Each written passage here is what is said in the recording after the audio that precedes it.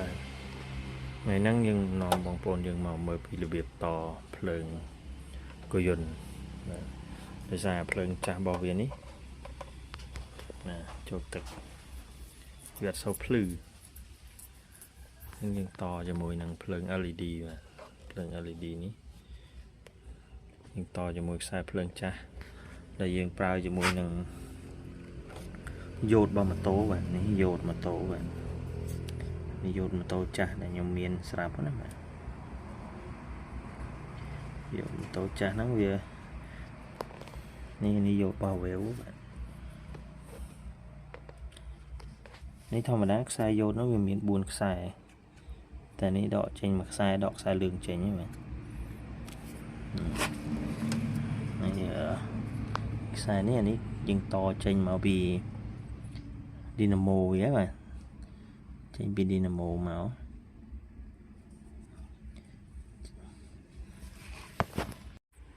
ហ្នឹងហើយ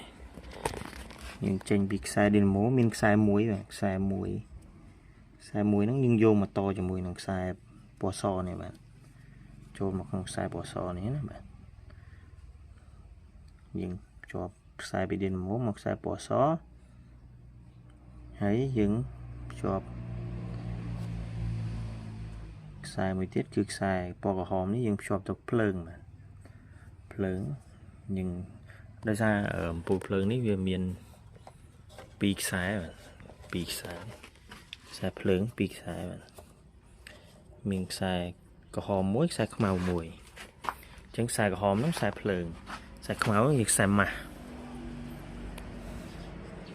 អញ្ចឹងយើងយកខ្សែក្រហមមកតភ្ជាប់ជាមួយនឹងខ្សែក្រហមបាទភ្ជាប់មួយខ្សែក្រហម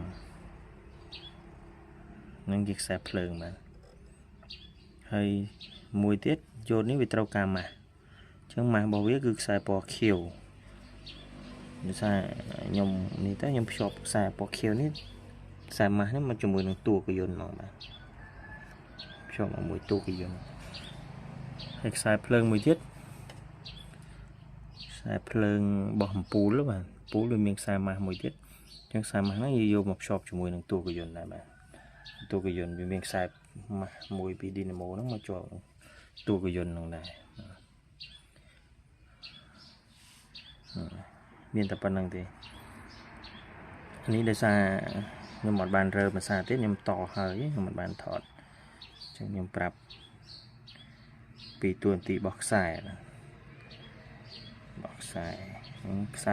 លឿងហ្នឹង